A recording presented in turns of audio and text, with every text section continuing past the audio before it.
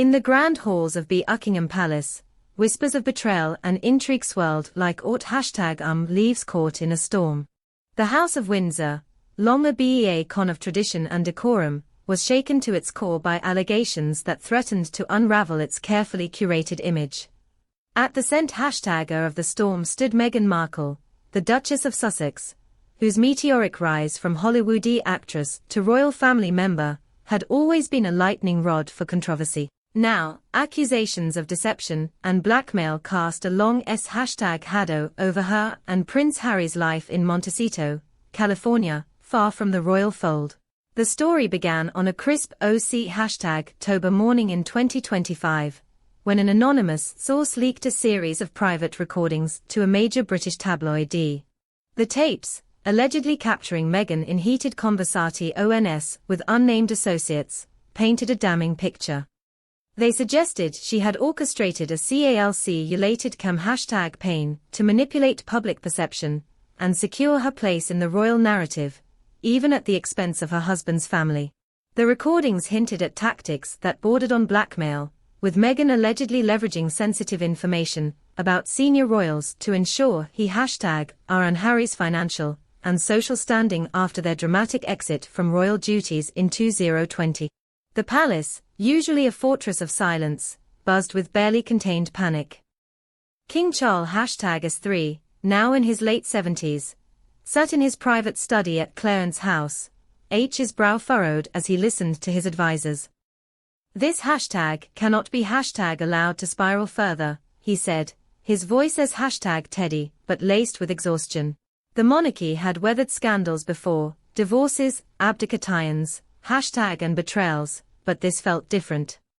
The allegations were not just personal, they struck at the heart of the institution's credibility. If Meghan had indeed manipulated her way through the royal ranks, the public's trust, already fragile, could crumble. Across the Atlantic, Meghan and Harry were blindsided. Their sprawling Montecito estate, once a sanctuary from the British press, felt like a gilded cage as reporters camped outside their gates. Meghan, dressed in a sleek white blazer and jeans, paced the living room, her phone buzzing incessantly. "This is a setup, Harry," she said, her voice sharp with defiance. "They've been waiting for years to tear us down." Harry, slumped in an armchair, ran a hand through his thinning hair. His loyalty to his wife was unwavering, but the weight of the accusations gnawed at him. "We need to fight back," he murmured, though his tone lacked conviction. The recordings, though grainy, were incendiary. In one clip, Meghan's voice was unmistakable. "If they don't play ball, we release the letters. They know what's in them." The letters, according to the tabloid, contained explosive details about private conversations with senior royals, including Prince William and Kate Middleton, during the tense months leading up to Megxit. The recording suggested Meghan had pressured a former palace aide to leak stories favorable to her, threatening to expose their own indiscretions if they refused. The British public, already polarized over the Sussexes, erupted in debate. Social media platforms like X were ablaze with hashtags. #MeghanExposed and #RoyalBetrayal trended for days. In London, Prince William was livid. The Prince of Wales, now a seasoned figure in the royal hierarchy, saw the scandal as a personal affront. He and Kate worked tirelessly to restore stability after Harry and Meghan's departure, and this new wave of drama threatened to undo their efforts. At Kensington Palace, William convened a crisis meeting with his closest aides. "We cannot let this define us," he said, his jaw tight, "but we also can't ignore it. If there's truth to these claims, we need to know." Kate, ever the diplomat, placed a calming hand on his arm. "We'll handle this with dignity," she said, so #FTLY, though her eyes betrayed her concern. The allegations didn't stop at blackmail. Rumors swirled that Meghan had fabricated elements of her public narrative, including claims about her pregnancies. A particularly vicious report, citing an unnamed hospital source, suggested that Archie, the couple's son, had been B# on via surrogate, the claim that sent shockwaves through royal circles. The story, though unverified, garnered traction after a grainy CCTV clip surfaced, purportedly showing Meghan berating staff at a private clinic. "They're trying to destroy us," Meghan told Harry, her voice trembling with rage as they watched the clip loop on a news channel. "They'll stop at nothing."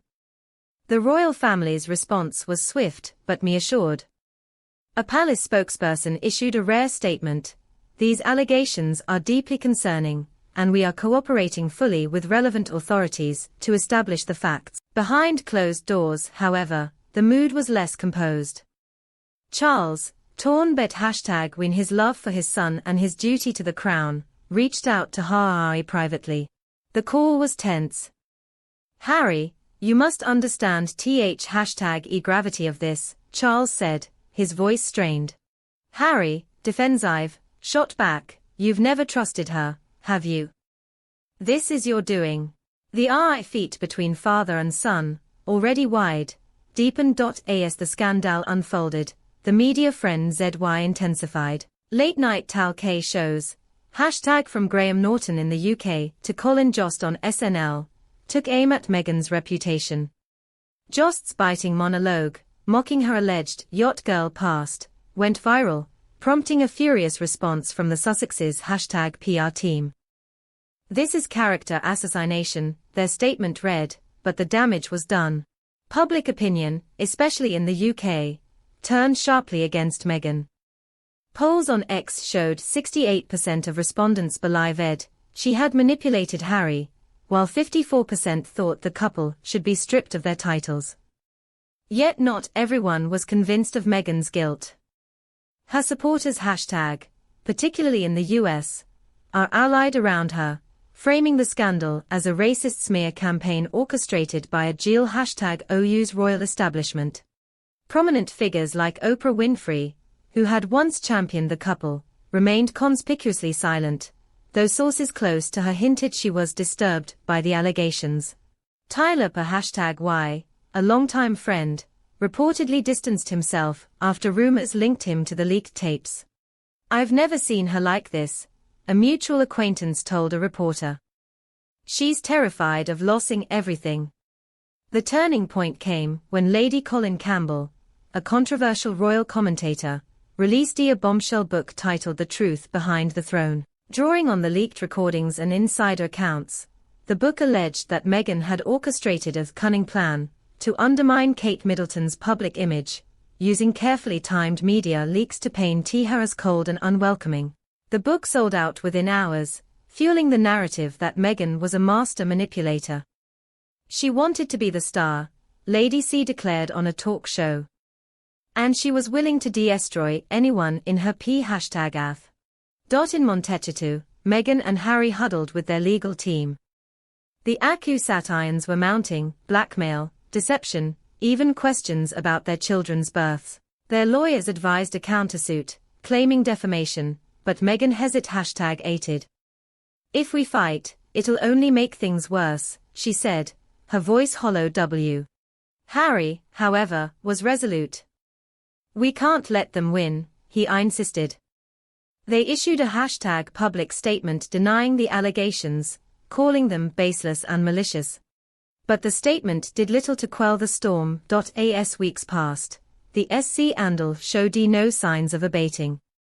A parliamentary committee, spurred by public outcry, began discussing whether Harry and Meghan's titles should be revoked, a move that would require an act of parliament. Ilheim, though publicly silent, was said to support the measure privately. "He feels betrayed," an aide confided, not just by Meghan, but by Harry. Kate, meanwhile, focused on righty work, a poised demeanor, a stark contrast to the chaos surrounding her brother-in-law. The final blow came when a second set of recordings surfaced, this time allegedly capturing Meghan discussing a potential book deal that would set the record straight about her time in the royal family. "They'll regret crossing me," her voice said, cold and determined. The tapes, though their authenticity was disputed, were the nail in the coffin for many royal watchers. Even Harry's staunchest supporters began to waver. "I love him," one fan posted on X, "but I can't defend this." In the hashtag end, the scandal left the royal family fractured and the Sussexes isolated. Meghan, once a symbol of modern royalty, was now a pariah in the eyes of many. Harry, torn between his wife and his heritage, faced an impossible choice. As the world watched, the House of Windsor braced for the next chapter, in a saga that showed no signs of ending. The truth, as always, remained elusive, buried beneath layers